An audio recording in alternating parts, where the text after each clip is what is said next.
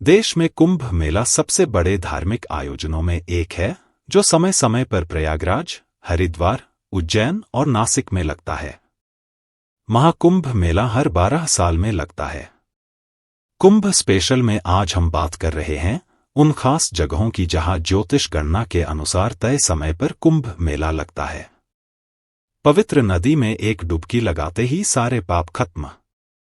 जी हां, हिंदुस्तान में करोड़ों हिंदुओं के लिए कुंभ ऐसा ही एक महापर्व है जिसका उन्हें हमेशा इंतजार रहता है। मेले में आने वाले श्रद्धालुओं में ऐसी आस्था है कि कुंभ के दौरान पवित्र नदी में डुबकी लगाते ही बुरे कर्मों से छुटकारा मिल जाता है।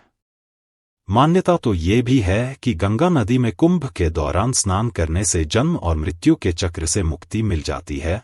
इसी उम्मीद में देश विदेश से लाखों श्रद्धालु स्नान के लिए प्रयाग, हरिद्वार, उज्जैन या नासिक पहुंचते हैं।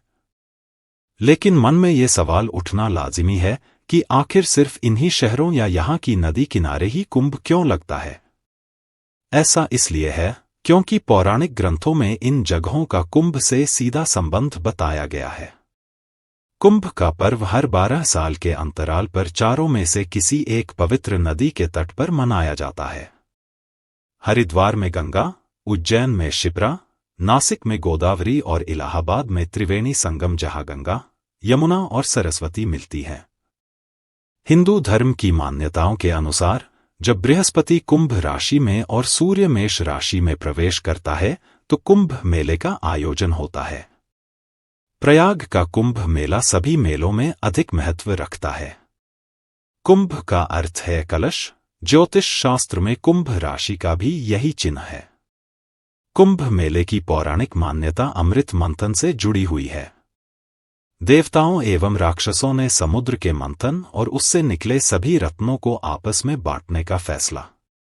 समुद्र के मंथन में जो सबसे मूल्यवान रत्न निकला वह था अमृत। उसे पाने के लिए देवताओं और राक्षसों के बीच लड़ाई हुई। असुरों से अमृत को बचाने के लिए भगवान विष्णु ने वह पात्र अपने वाहन गरुड़ को दे दिया। असुरों ने जब गरुड़ से वह पात्र छीनने का प्रयास किया तो उस पात्र में से अमृत की कुछ बूंदें छलककर इलाहाबाद, नासिक, हरिद्वार और उज्जैन में गिरी। तभी से हर 12 साल के अंतराल पर इन स्थानों पर कुंभ मेला आयोजित किया जाता है। प्रयागराज।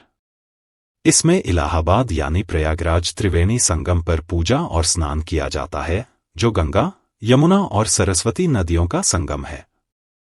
गंगा और यमुना की मौजूदगी की पहचान उनके साफ और हरे रंग से की जाती है।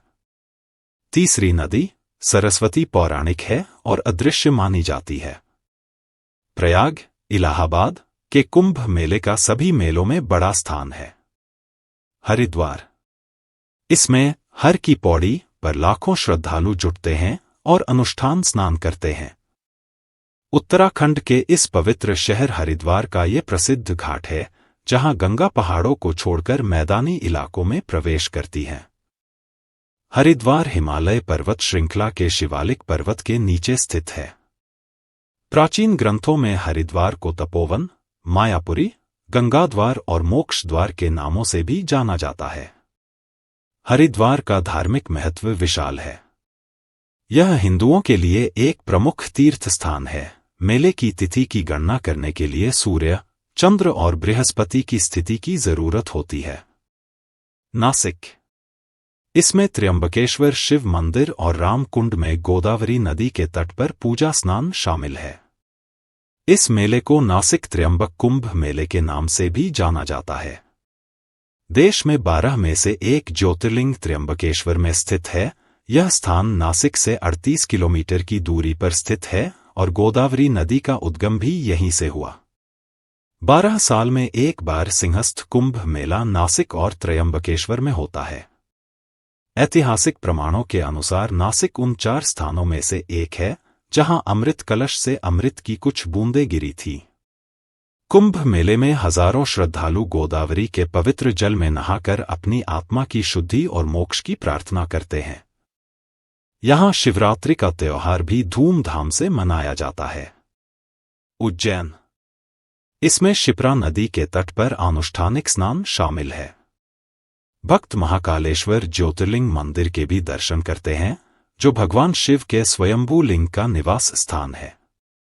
उज्जैन का अर्थ है विजय की नगरी और यह मध्य प्रदेश की पश्चिमी सीमा पर है। इंदौर से करीब 55 किलोमीटर दूर शिप्रा नदी के तट पर बसा उज्जैन पवित्र और धार्मिक स्थलों में से एक है। ज्योतिष शास्त्र के मुताबिक 0 डिग्री उज्जैन से शुरू होता है।